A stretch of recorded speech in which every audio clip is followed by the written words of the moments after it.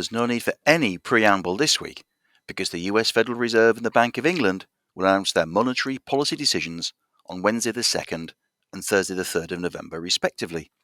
Interest rate increases are seen as a certainty from both. The only question is the matter of degree.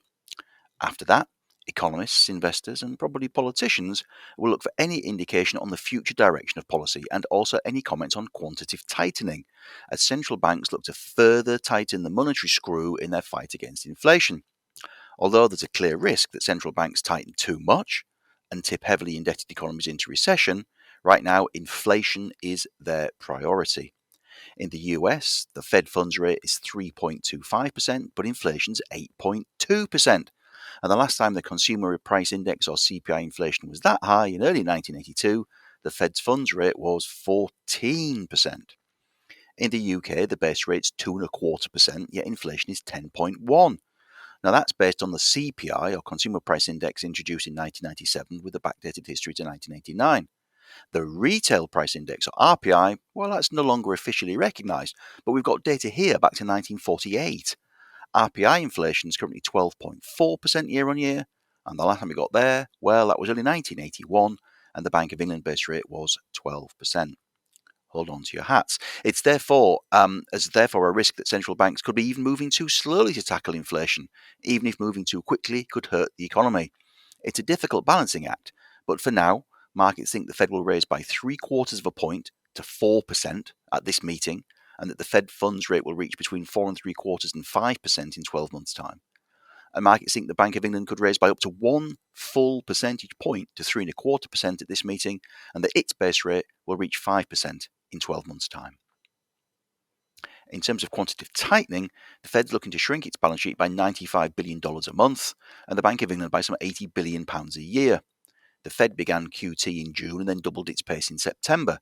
The Bank of England's due to start in November, although how easy it will find that remains to be seen after its enforced return to buying gilts to support pension management firms and try and calm panicked debt markets after former Chancellor Kwasi Kwarteng's fiscal events in September. The Fed's balance sheet carries $8.8 trillion in assets, and the Bank of England owns more than £800 billion worth of gilts, so both have a long way to go before they really start to sterilise the monetary stimulus provided by quantitative easing. This is certainly one possible explanation as well for the current lofty levels of inflation, even if it's not the only one. Corporate news will continue to come thick and fast as well as we get the latest quarterly updates from a number of FTSE 100 firms, although a good few mid and small caps will be providing timely commentary on trading to their shareholders as well. Some of these dates could still be subject to change, but names which may be worthy of further research include the following: Airtel Africa and Lock and Store on Monday the 31st of October. Then we have Rentokil Initial and IWG on Tuesday the 1st of November. Next, GSK, Smurfit Kappa, Wizz Air and Morgan Stanley on the 2nd. And then Rolls-Royce, BT, RS Group, Sainsbury's, Smith & Nephew, Hikma, Howden Joinery, OSB and Trainline on Thursday the 3rd. There are currently no announcements scheduled for Friday the 4th, and the biggest source of a fuss during the week could welcome a little bit earlier than that, with the third quarter results that are due from BP on Tuesday the 1st of November. BP shares are up by just over a quarter over the past year, buoyed by higher oil and gas prices, as well as the company's own self-help programme.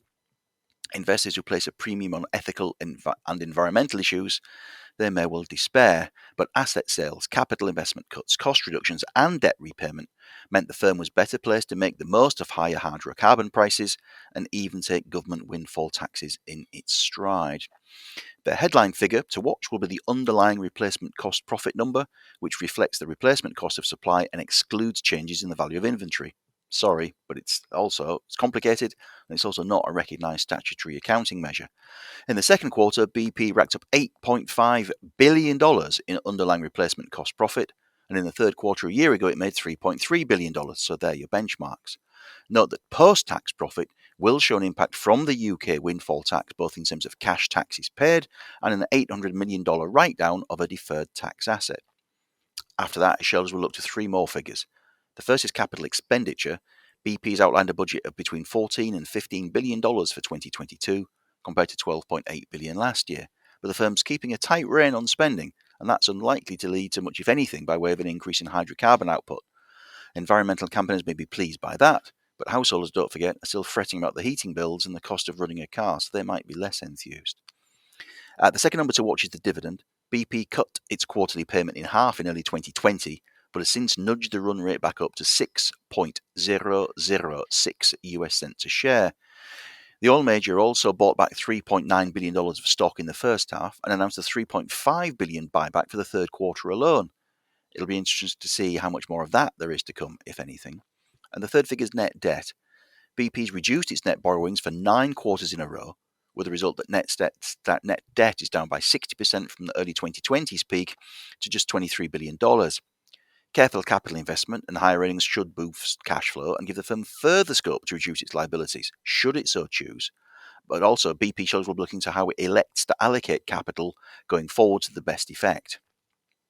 As a final point, investors and environmental campaigners will doubtless look to Chief Executive Bernard Looney for an update on BP's energy transition strategy. I hope that you and your family are in good health and good spirits. Thank you for watching, and I look forward to seeing you again next time.